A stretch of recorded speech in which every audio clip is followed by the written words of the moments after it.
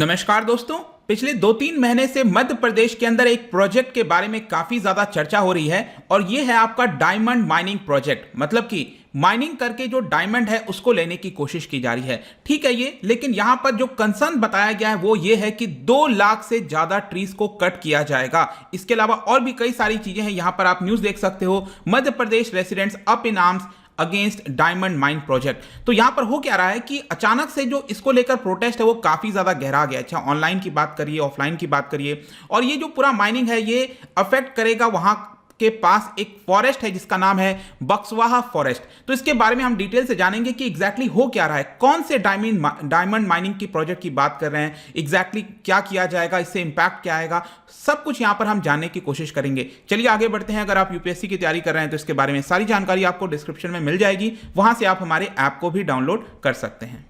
सबसे पहले तो हम ये देख लेते हैं कि इसकी जो लोकेशन है वो है कहां पर। मध्य प्रदेश के अंदर आपने सुना होगा छतरपुर डिस्ट्रिक्ट के बारे में। जैसा कि आप देख सकते हो ये मध्य प्रदेश का मैप है और यहां पर अगर आपको ध्यान हो तो बुंदेलखंड रीजन आता है। बुंदेलखंड अगर मैं बताऊं तो ये मध्य प्रदेश का काफी सारा हिस्सा होता है और उत्तर प्रदेश को भी ये कवर करता है, बुंदेलखंड वाला जो रीजन है। और मध्य प्रदेश के अंदर आप देख सकते हो ये वाला जो डिस्ट्रिक्ट है जो कि उत्तर प्रदेश के साथ सटा हुआ भी है, छतरपुर डिस्ट्रिक्ट यहां पर आपको दिख रहा होगा, राइट। तो ये छतरपुर डिस्ट्रिक्ट में यहां पर आप देखोगे ये जो फॉरेस्ट वाला एरिया है यहीं पर आपको मिलेगा बक्सवाहा फॉरेस्ट। और ये बाकी के भी कई सारे नेशनल पार्क के साथ जुड़ा हुआ है, जैसे कि यहां पर पन्ना टाइगर रिजर्व आपने सुना होगा, पन्ना नेशनल पार्क हो गया, नीचे भी कई सारे यहां पर फॉरेस्ट वगैरह हैं। तो काफी सारे बड़े एरिया को ये इंपैक्ट कर सकता है। तो यहां पर ध्यान रखना है आपको कि बक्सवाहा फॉरेस्ट की हम बात कर रहे हैं और यहां पर जो माइनिंग प्रोजेक्ट है वो दिया गया है आदित्य बिरला ग्रुप की एक कंपनी है जिसका नाम है SL mining and industrial limited. इसको जो पूरा माइनिंग का लीज है वो दे दिया गया है और इसकी वजह से बताया जा रहा है कि 2 लाख से ज्यादा जो ट्रीज हैं यहां पर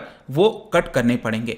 इस प्रोजेक्ट के बारे में फर्दर मैं आपको बताऊं तो 55,000 करोड़ का ये बताया जा रहा है और 364 हेक्टेयर्स में ये फैला होगा। तो काफी बड़ा एरिया होगा जहां पर माइनिंग वगैरह की जाएगी। तो जाहिर सी बात है अगर माइनिंग करना होगा तो यहां पर ट्रीज को तो हटाना होगा, तभी जाकर आप माइनिंग कर सकते हो, अदरवाइज आप कर नहीं पाओगे। तो एग्जैक्ट जो नंबर्स बताया जा रहा है ट्रीज कट करने का वो करीब 2,15,000 के आसपास है।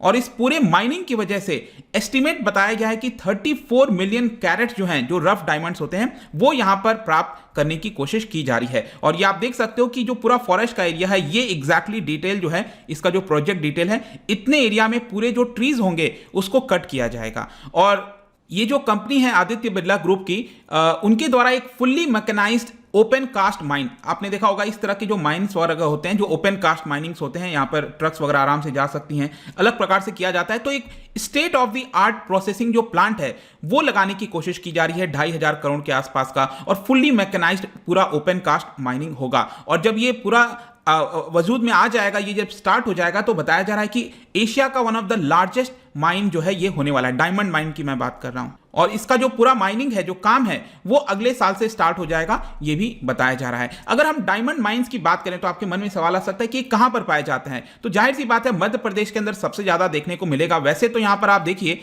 इंडियन ब्यूरो ऑफ माइंस के द्वारा बताया गया है कि देश के अंदर 4 राज्यों में जो डायमंड रिजर्व है वो देखने को मिलता है, आंध्र प्रदेश, मध्य प्रदेश, छत्तीसगढ़ और उड़ीसा। और करीब 90% सबसे ज्यादा जो है मध्य प्रदेश के अंदर ही देखने को मिलता है। वैसे तो ओवरऑल आप देखो तो हमारे यहां पर ऐसा कोई पाया नहीं जाता है, लेकिन मध्य प्रदेश में काफी हद तक आपको देखने को मिलेगा। और इसकी जो पूरी जिम्मेदारी है माइनिंग वगैरह करने की, ये दिया गया है नेशनल मिनरल डेवलपमेंट कॉर्पोरेशन को, जो कि डायमंड ब्लॉक्स वगैरह को एलोकेट वगैरह करना है वो इनके द्वारा देखा जाता है। तो क्वेश्चन ये आता है कि आखिरकार क्यों आदित्य बिरला ग्रुप की इस कंपनी को दिया गया है ये पूरा काम। तो मैं आपको बता दूं, सबसे पहले करीब 14 साल पहले 2006 में जो ऑस्ट्रेलिया की एक माइनिंग कंपनी है, बहुत बड़ी जायंट कंपनी है, पूरे विश्व में सबसे बड़ा कारोबार है, रियो टिंटो ग्रुप, इनको ये पूरा काम दिया गया था मध्य प्रदेश सरकार के द्वारा। और उस समय तो इनफैक्ट मैं आपको बताऊं तो 950 हेक्टेयर्स का पूरा एरिया दिया जा रहा था। मतलब अभी हमने क्या बात किया, 364 हेक्टेयर्स का दिया जा रहा है, उस समय तो 954 हेक्टेयर्स का एरिया दिया जा रहा था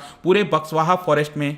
लेकिन यहां पर हुआ क्या कि ऑपोजिशन के द्वारा काफी ज्यादा यहां पर विरोध किया गया, काफी सारे एनवायरमेंटलिस्ट इसको लेकर सामने आए और फाइनली जाकर 2016 में सरकार ने जो परमिशन है वो हटा दिया। और सरकार का कहना था कि इसकी वजह से जो रिच फॉरेस्ट एरिया है, टाइगर कॉरिडोर है, स्पेशली पन्ना टाइगर रिजर्व और नौरा देही वाइल्ड लाइफ सेंचुरी के बीच में, वो काफी हद तक इंपैक्ट हो सकता है। जिसकी वजह से सरकार ने ये वाला जो परमिशन था रियो टिंटो ग्रुप को वो हटा दिया, और रियो टिंटो ग्रुप ने भी करीब 14 साल तक काफी सारा पैसा खर्च किया था, $90 मिलियन के आसपास, लेकिन फाइनली इन्होंने डिसाइड किया कि 2017 में वो एग्जिट कर जाएंगे। लेकिन फिर अचानक से सरकार ने वापस एक नया फ्रेश बिड निकाला $90 बिलियन जो है डायमंड माइन प्रोजेक्ट का, और इसके तहत यहां पर जब बिडिंग निकाला गया तो जो आदित्य बिरला ग्रुप की कंपनी है EMIL, मैंने आपको बताया, इनको 50 साल के लिए लीज पर दे दिया गया है इस पूरे एरिया को। और यहां पर एक चीज ध्यान रखने वाली है कि पिछली बार सरकार ने 954 हेक्टेयर्स कहा था, लेकिन इस बार जो है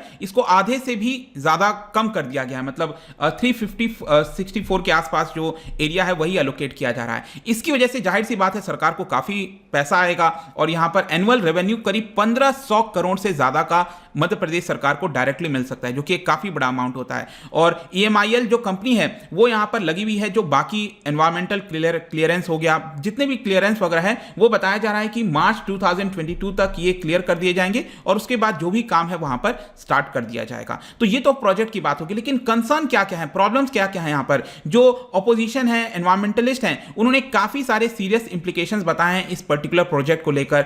एक यहां पर जो एक्टिविस्ट है उन्होंने तो पब्लिक इंटरेस्ट लिटिगेशन डाल दिया है सुप्रीम कोर्ट के अंदर, ताकि इस प्रोजेक्ट को रोक दिया जाए। स्पेशली जो कंसर्न यहां पर बताया जा रहा है वो है वाटर क्राइसिस को लेकर, क्योंकि बुंदेलखंड का रीजन मैंने आपको बताया था, ऑलरेडी वहां पर बहुत बड़ा वाटर क्राइसिस है। आपको पता है कि ऑलरेडी जो रिवर लिंकिंग प्रोजेक्ट आपने सुना होगा ना, केन बेतवा वाला जो रिवर लिंकिंग प्रोजेक्ट है, वो लगभग पन्ना टाइगर रिजर्व से ही गुजरता है, एक तरह से बताया जाता है। तो वहां पर ऑलरेडी इतना ज्यादा स्केर्स है पानी का, फर्दर इसके आने की वजह से और प्रॉब्लम हो सकती है। ऐसा क्यों बोल रहा हूं मैं, क्योंकि जो प्री फिजिबिलिटी रिपोर्ट है इस पूरे प्रोजेक्ट की, उसके अंदर खुद बताया गया है कि हर दिन इस माइनिंग को लेकर 5.9 मिलियन क्यूबिक मीटर्स के वाटर की आवश्यकता पड़ेगी। तो ऑलरेडी वहां पर जो ग्राउंड वाटर जो रिचार्ज वगैरह है वो नहीं हो पाता, जो सीजनल वाटर बॉडीज थोड़ी बहुत हैं, पॉन्ड्स वगैरह, थोड़ी बहुत जो बारिश वगैरह होती है उसकी वजह से ही हो पाता है। तो यहां पर अगर सारा पानी ये लोग इस्तेमाल कर लेंगे तो फिर जो लोकल रेसिडेंट्स हैं उनको बहुत बड़ा दिक्कत आ सकता है। इनफैक्ट इसमें यह भी बताया जा रहा है कि कुछ डैम्स वगैरह बनाए जाएंगे ताकि आसपास का जो पानी है उसको डाइवर्ट करके यहां पर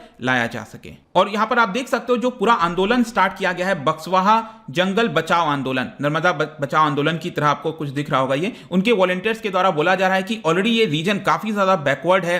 17 ट्राइबल विलेजेस रहते हैं इसके आसपास, 7000 जो विलेजर्स हैं वो सोनली डिपेंडेंट हैं फॉरेस्ट प्रोडक्ट्स को लेकर, जैसे माइनर फॉरेस्ट प्रोडक्ट्स होते हैं ना, महुआ, तेंदू लीव्स वगैरह हो गया, तो महुआ की वजह से किसी फैमिली का 40,000 का इनकम होता है साल, एक सीजन की हम बात कर रहे हैं, ठीक है, इस तरह से कुछ इनकम होती है। अगर ये भी छिन जाएगा तो वो कैसे अपना गुजारा करेंगे, तो ये थोड़ा सा कंसर्न बताया गया है। इसके अलावा यहां पर मैं आपको ये भी बता दूं कि सेंट्रल ग्राउंड वाटर अथॉरिटी के द्वारा इस पूरे रीजन को सेमी क्रिटिकल ऑलरेडी डिक्लेयर किया हुआ है, इस पूरे रीजन को, और ये ड्राउट प्रोन एरिया में आता है जो बुंदेलखंड का रीजन है। तो आई होप कि आप समझ सकते हो कि इसकी वजह से कितनी बड़ी प्रॉब्लम आ सकती है। लेकिन क्वेश्चन ये आता है कि वहां का जो फॉरेस्ट ऑफिसर है, डिस्ट्रिक्ट फॉरेस्ट ऑफिसर, उनका क्या कहना है। देखिए वो ये कह रहे हैं कि जब हम विजिट करते हैं जो एरियाज वगैरह में, लोग उससे खुश हैं। उनका ये कहना है, सरकार का एक तरह से ये कहना है कि लोग वहां पर खुश हैं क्योंकि उनको लगता है कि एम्प्लॉयमेंट अपॉर्चुनिटीज आएगा, और ये जो भी प्रोटेस्ट किया जा रहा है वो आउटसाइडर्स के द्वारा किया जा रहा है, वहां पर लोगों को ऐसा कोई दिक्कत नहीं है। तो ऐसा सरकार का यहां पर बयान है।